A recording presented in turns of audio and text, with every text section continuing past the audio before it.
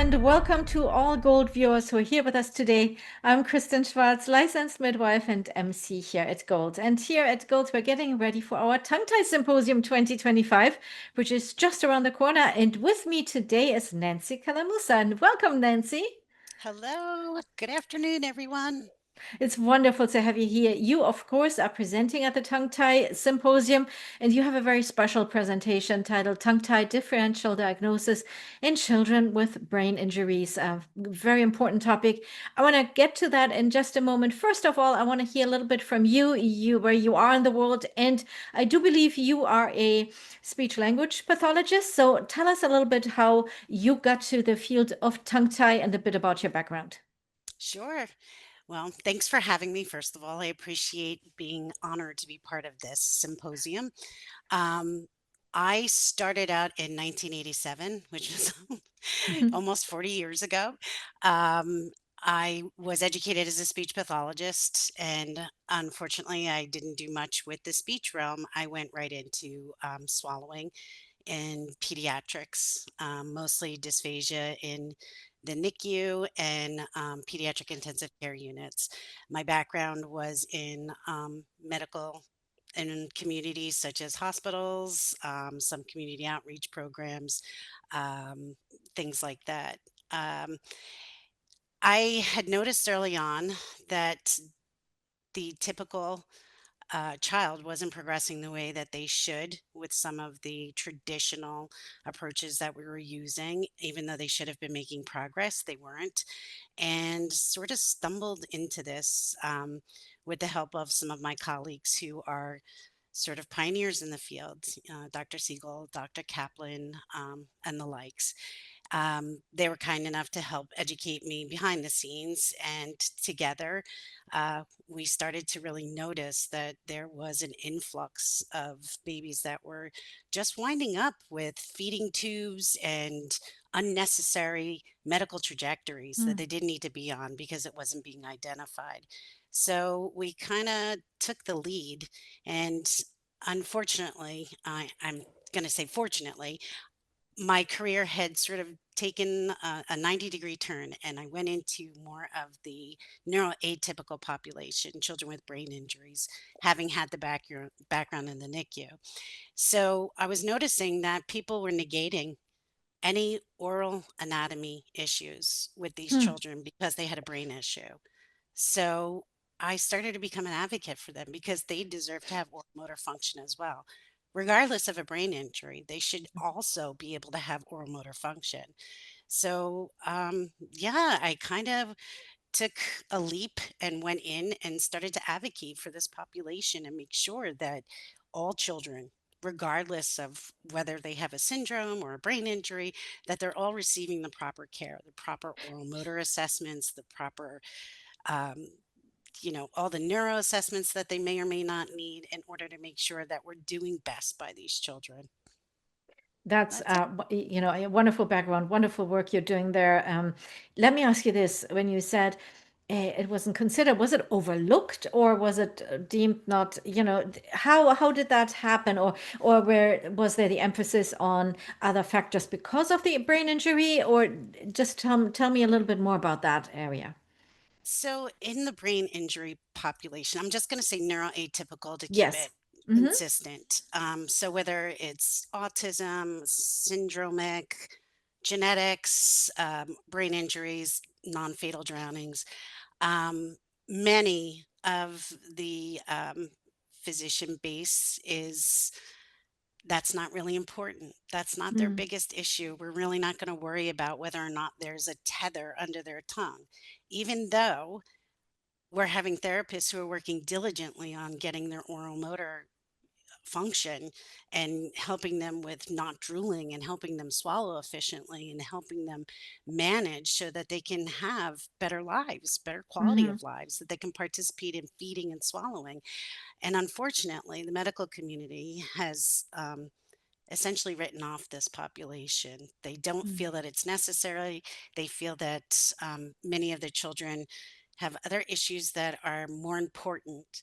And once we do advocate for these kids and we do the releases or the frenuloplasties and we see this 180-degree turn on these Mm, kids where they're managing their saliva, where they're able to cough, where they're able to clear their secretions, their breathing improves, their sleep improves, their digestion improves, their tolerance to things, whether it's by tube or by mouth, improves. Then all of a sudden they're laying they're laying claim to them fixing the children, which is fine. Doesn't matter who is owning it as long as someone is helping the children. So right. to date, I've been traveling the world trying to help many of these children. So I don't, I no longer have a brick and mortar. I am basically a global clinician providing intensives for these children.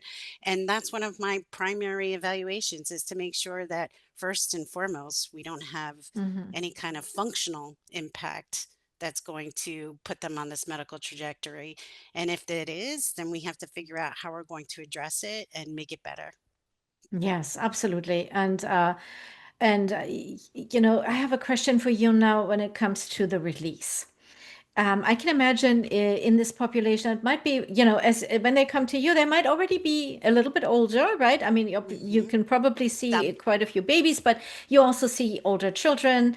Um, i at that particular age, it might not be as straightforward as, oh, let's do a release or not, because there has been a lot of compensation going on, or a lot of other issues due to what's going on with the population. Is there ever a time when, because of what's going on, you would suggest against a release because of other issues that are happening? Absolutely. Not all children are candidates for release, whether there is a restriction or not. There are many, many issues we need to look at and evaluate prior to doing so. Um, First and foremost, their breathing and whether or not they're going to have adequate access to a patent airway. Correct. So that is what we need to know first and foremost. Many of our education at this point is to do pre-release work so Hmm. that we can get them prepared for the release. And many of these children don't have that afforded time in order to wait because it's not getting better. Their compensations are so habituated that it's just better to release and then manage post Mm. release, meaning do intensive work post release for many of these children, such as those who have cerebral palsy. We can't pattern them to the point where they're going to be ready for the release so that it's easier for them post release. What we can prepare them for is the actual work, meaning Hmm. opening of the mouth, getting them to be comfortable with people, providing the exercises, doing the work, whether it's manually, whether it's with tools, getting them comfortable and being okay with that.